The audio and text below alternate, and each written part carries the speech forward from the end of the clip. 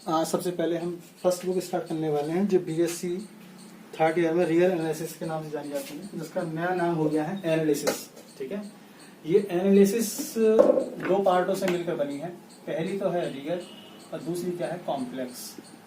तो इस किताब के अंदर आप दोनों चीज पढ़ेंगे, रियल और कॉम्प्लेक्स, इसके बारे में विशेष अध्ययन करेंगे, इसको जिसको कहते हैं एनालिसिस कहते हैं। अब थोड़ा सा नंबरों की पहचान आपको करनी आनी चाहिए बच्चों। जैसे नंबर क्या होता है, नंबर आपने पढ़ा है, पहला क्या होता है नेचुरल नंबर होता है जो 1 2 3 से स्टार्ट होता है।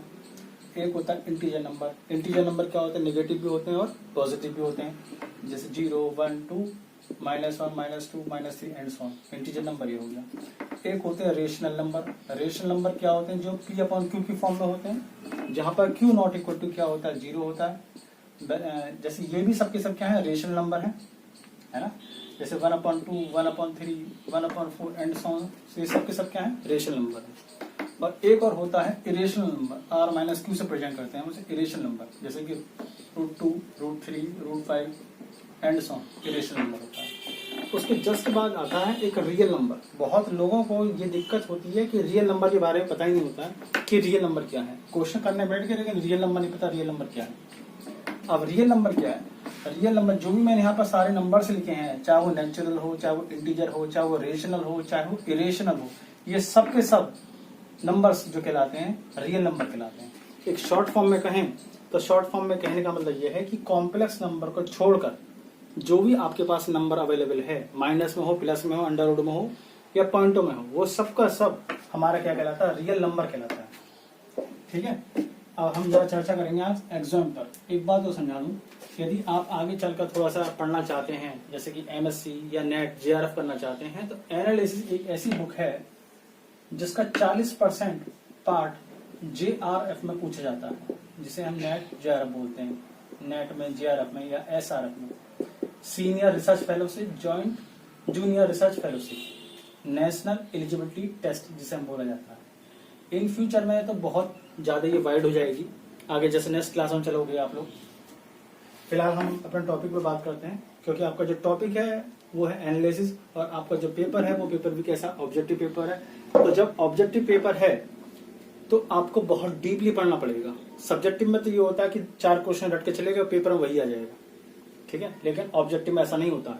ऑब्जेक्टिव में आपको बहुत डीपली पढ़ना पड़ेगा, क्योंकि बहुत छोटी छोटी बातें वो ऑब्जेक्टिव में पूछता है। बड़े क्वेश्चन नहीं पूछ सकता उसके पास, क्योंकि इतना समय नहीं है। 2 घंटे के पेपर में ज्यादा लेंथी क्वेश्चन नहीं पूछ सकता, वो बहुत छोटा सा क्वेश्चन पूछेगा और बहुत ट्रिक वाला क्वेश्चन पूछेगा आपसे। तो इसलिए आपको डीपली ज्यादा पढ़ना पड़ेगा। पहला वर्ड मैंने आपके सामने लिखा है एग्जाम। अब किसी को याद हो एग्जाम, आपने पढ़े होंगे 9th में, 10th में, 11th में, 12th में पढ़े होंगे। तो ये एग्जाम क्या है, एग्जाम क्या है, एक इस तरह का कोई ऑपरेशन है जो किसी रियल नंबर या बाइनरी कंपोजिशन में यूज होता है। जैसे एडिशन हुआ, मल्टीप्लिकेशन हुआ, उनकी जो प्रॉपर्टी होती है, उन प्रॉपर्टी में जैसे हमने प्लस लगा के A + B, ये भी एक ऑपरेशन है कि 2 + 3 = क्या 5, ये हमने एक ऑपरेशन लगाया है ना, प्लस का ऑपरेशन लगाया, इसी प्रकार मल्टीप्लाई का लगा देते हैं। मतलब कई तरह के हमारे पास क्या होता है, ऑपरेशन होते हैं, जिसका नाम हम जिसको एग्जाम के नाम से जाना जाता है। जो ऑपरेशन होते हैं बाइनरी कंपोजिशन और रियल नंबर के साथ जो ऑपरेशन यूज करते हैं।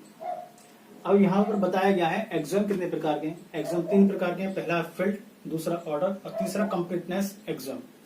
पहला ऑब्जेक्टिव क्वेश्चन तो यही बन गया, एग्जाम कितने प्रकार के होते हैं। वो ऑप्शन दे देगा आपसे 1 2 3 4, आपको टिक करना होगा कि एग्जाम 3 प्रकार के होते हैं। पहले आज हम बात करेंगे पहले सबसे पहले फील्ड के ऊपर। फील्ड जो है ये आपने पढ़ा होगा, ये आपने पढ़ा है BSc फर्स्ट ईयर में पढ़ा होगा। जब आपने ग्रुप पढ़ा होगा, ग्रुप के बाद नॉर्मल सब ग्रुप पढ़ा होगा, उसके बाद आपने फील्ड पढ़ा होगा वहां पर। लेकिन वहां थोड़ा डिटेल में नहीं पढ़ा, यहाँ पर आप डिटेल में पढ़ेंगे फील्ड क्या है। फील्ड एग्जाम क्या है कि लेट R भी एक सेट है किसी रियल नंबर का, जिसके अंदर कम से कम 2 अलग अलग डिफरेंट एलिमेंट है। ठीक है, जो 2 फंडामेंटल एल्जेब्रिक ऑपरेशन जो एडिशनल और मल्टीप्लिकेशन जिसके अंदर यूज हुआ है, यानी आपके पास 2 एलिमेंट है, A और B लेट कर लीजिए। और फंडामेंटल ऑपरेशन जो कहलाते हैं वो ये कहलाते हैं, प्लस कहलाता है और इंटू कहलाता है। ठीक है, मतलब 2 एलिमेंटों के साथ आप प्लस और इंटू की जो भी करना चाहें, ऑपरेशन लगाना चाहें, उसको उसने फील्ड कहा है।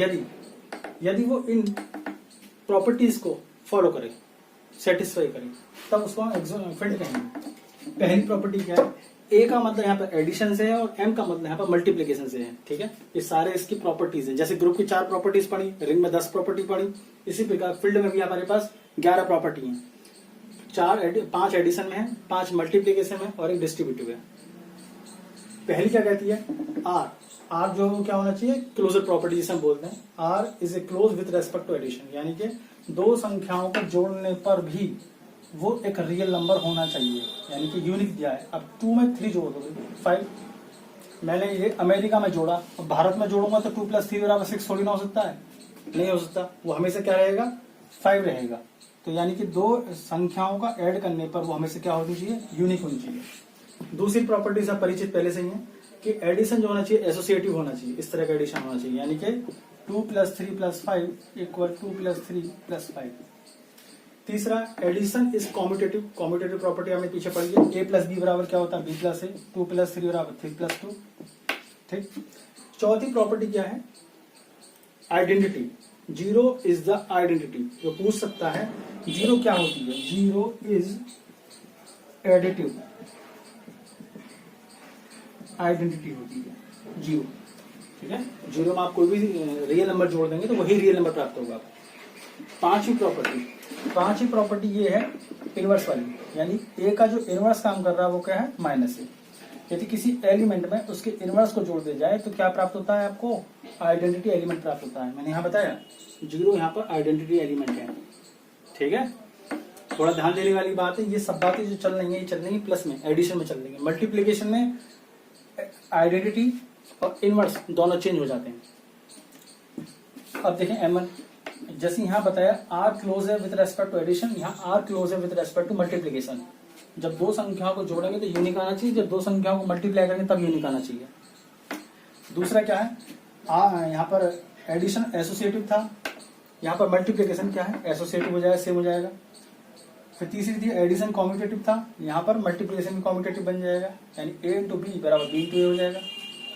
अब ध्यान रखना बच्चों, ये 1 जो होती है आइडेंटिटी एलिमेंट होती है with respect to the multiplication, लेकिन 0 जो होती है आइडेंटिटी एलिमेंट होती है विथ रेस्पेक्ट टू एडिशन। ठीक है, और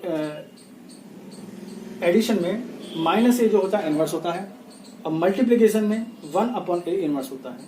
तो 5 और 5 10 प्रॉपर्टी यहाँ हुई। और नेक्स्ट है डिस्ट्रीब्यूटिव। डिस्ट्रीब्यूटिव में आप लोगों ने पीछे पढ़ा है कि a × b + c, इसमें दोनों प्रॉपर्टी काम करती हैं। दोनों प्रॉपर्टी से मतलब मल्टीप्लीकेशन भी काम कर रही है और एडिशन भी काम कर रही है। तो वो ऐसा आपसे पूछ सकता है कि फील्ड में कौन सी प्रॉपर्टी होल्ड होती है, कौन सी प्रॉपर्टी नहीं होल्ड होती है, ऐसा ऑब्जेक्टिव में वो आपसे पूछ सकता है। तो स्क्रीनशॉट लेना चाहो तो स्क्रीनशॉट ले लो।